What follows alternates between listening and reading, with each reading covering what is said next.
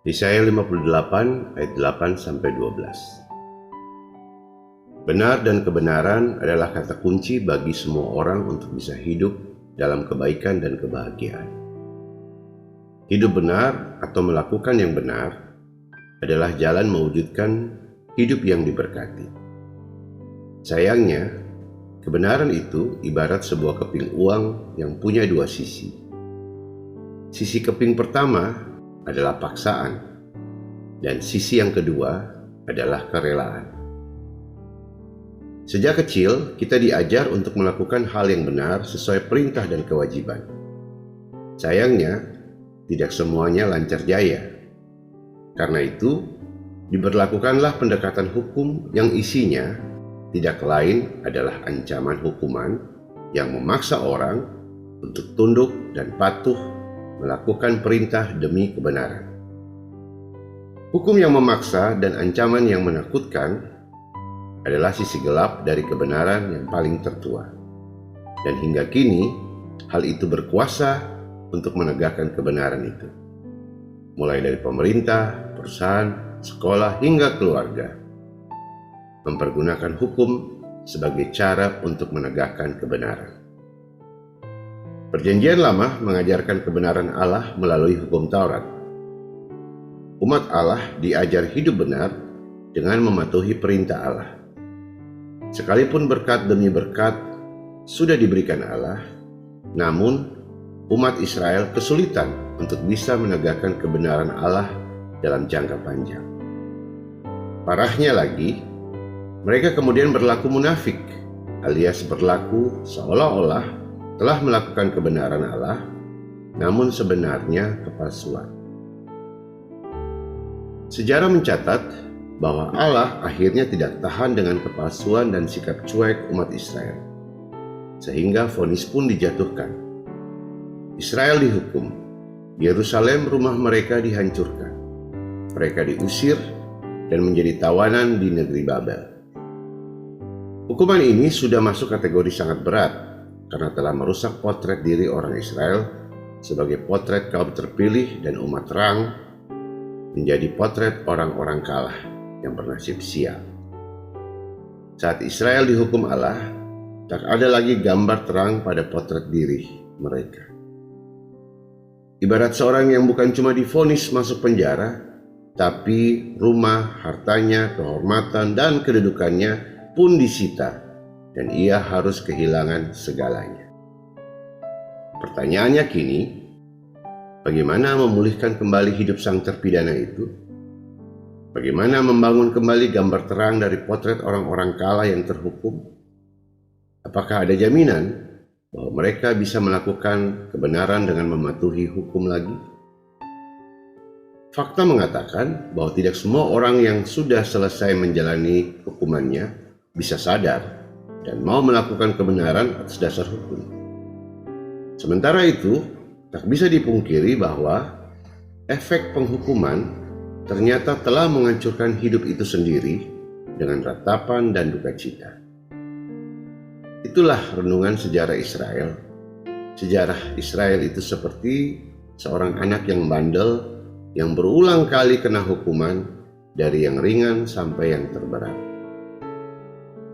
Ketika Tuhan mau umatnya kembali menjadi terang, ia sadar bahwa cara pemaksaan dengan hukuman tidak baik bagi hidup. Karena itu, gilirannya ia menggunakan sisi kedua dari keping kebenaran, yaitu kerelaan. Kerelaan berarti tidak ada paksaan, tidak ada hukuman, dan well motivated.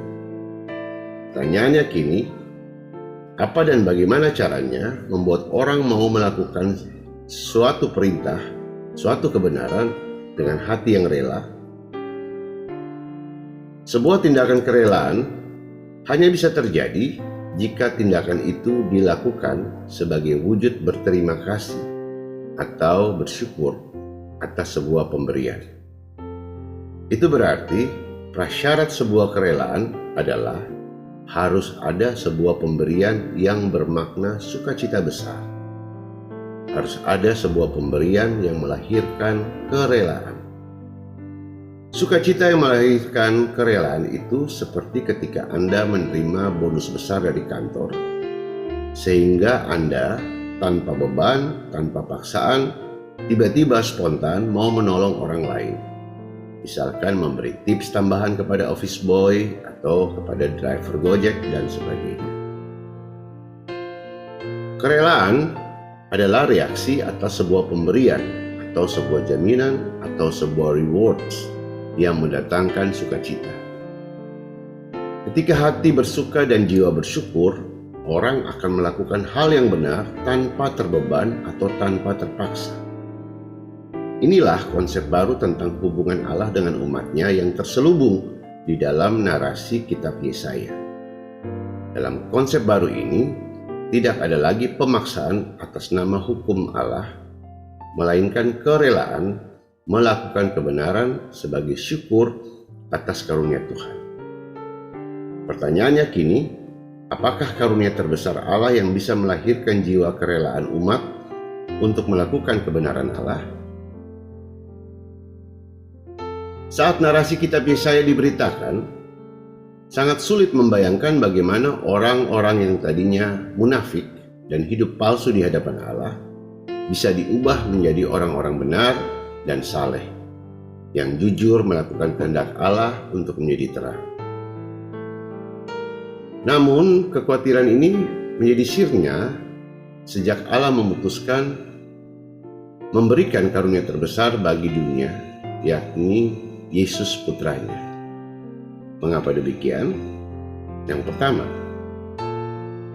potret Allah perjanjian lama yang keras dengan sanksi dan penghukuman berubah menjadi potret Allah yang lembut pada diri Yesus. Yesus adalah Allah pembawa sukacita, pembawa damai, Allah yang tidak ditakuti, Allah yang penuh kasih, bahkan Allah yang rela mengorbankan nyawanya bagi umatnya. Kabar sukacita ini pun menjadi sempurna ketika Kristus yang bangkit dari mati menjadi simulasi cara Allah menembus umatnya menjadi pemenang. Sesuatu yang tidak terbayangkan pada zaman Yesaya. Ketika Allah merubah gambar dirinya dalam Yesus, otomatis berubah pula cara hubungan manusia dengan Allah. Yang tadinya berwajah kerajaan dan hukum, menjadi wajah kekeluargaan dan persahabatan. Yang tadinya menakutkan dan terpaksa, menjadi damai dan kerelaan. Inilah bingkai hidup perjanjian baru yang tersembunyi dalam syair-syair Yesaya tentang Immanuel. Hal yang kedua, pasal-pasal dalam hukum Taurat yang mengajarkan orang untuk mentaati perintah Tuhan diganti Yesus dengan Roh Kudus yang mengajar dan membimbing orang untuk hidup benar dan melakukan kebenaran tanpa rasa khawatir. Kehadiran Roh Kudus sebagai penyokong hidup yang benar adalah sebuah terobosan Allah memperbaiki kelemahan manusia untuk menegakkan hukum-hukum Allah dalam hidup mereka. Dengan demikian, terang baru yang dinarasikan dalam kitab Yesaya bukan lagi bergaya hukum dan pemaksaan, tapi dimulai dengan sebuah sukacita besar akan Allah yang berubah menjadi penolong. Hidup tidak lagi dilihat sebagai praktek penegakan hukum Tuhan, tapi sebagai praktek mengalami Allah sebagai penolong dan sebagai sumber sukacita. Itu sebabnya perikop kita hari ini akan menjadi jelas dan bisa dipahami jika kita menambahkan kalimat ketika Kristus ada di hatiku di bagian awal perikopnya. Sehingga narasi perikop ini akan berbunyi demikian. Ketika Kristus ada di hatiku, pada waktu itulah terangmu akan merekah seperti fajar dan lukamu akan pulih dengan segera. Kebenaran menjadi barisan depanmu dan kemuliaan Tuhan barisan belakangmu. Pada waktu itulah engkau akan memanggil dan Tuhan akan menjawab. Kau akan berteriak minta tolong dan Ia akan berkata, ini aku. Jelas bahwa sekarang pembaharuan yang Allah mau lakukan bagi Israel seperti yang ditulis dalam kitab Yesaya adalah konsep masa depan yang bernama perjanjian baru di dalam Yesus. Dalam gambar perjanjian baru, menjadi terang dan garam adalah milik orang-orang yang bersyukur dan bukan milik orang-orang yang terbebani. Kita harus mengalami Yesus sebagai sebuah sukacita besar, barulah kita bisa melakukan kehendak Allah dengan rela. Tanpa mengalami Yesus sebagai penolong, kita takkan bisa menolong orang lain dengan rela. Tanpa mengalami Yesus sebagai pembawa damai, kita takkan bisa berdamai dengan orang lain secara rela, dan seterusnya. Mengalami Yesus sebagai Allah yang membawa terang bagi kita adalah syarat utama kita menjadi terang bagi orang lain. Begitupun juga jika kehadiran Yesus tidak menjadi garam bagi kita, maka kita akan sulit menjadi garam bagi orang lain dengan benar. Mengalami Yesus adalah jalan untuk merasakan sukacita besar dari Tuhan. Mengalami berbeda dengan mengerti. Mengalami adalah memahami dan merasakan secara utuh sebuah pengertian. Saat kita mengalami Yesus sebagai Allah penolong kita menguasai semua hukum Taurat tanpa perlu menghafal dan mampu melakukannya tanpa disuruh atau dipaksa. Begitupun ketika kita harus menjadi terang dan garam bagi dunia, kita harus mengalami Yesus yang hadir sebagai terang di tengah kebuntuan masalah kita, supaya pengalaman bersama terang itu membuat kita menjadi terang bagi orang lain. Mengalami adalah jalan yang jujur dan hidup. Tuhan mengajar kita berlaku jujur dan tulus, tidak lagi dengan pasal-pasal hukum, tapi dengan pengalaman hidup kita bersamanya. Rupa-rupa pengalaman hidup kita sebagai orang-orang yang akhirnya menemukan sukacita dan kebaikan pada Kristus akan selalu melahirkan kerelaan untuk berlaku benar karena dorongan syukur di hati. Itulah terang iman kita yang sebenarnya. Selamat menunaikan terangmu dalam kebenaran Tuhan, dalam sukacita dan kebahagiaan mengalami Kristus dalam hidupmu. Amin.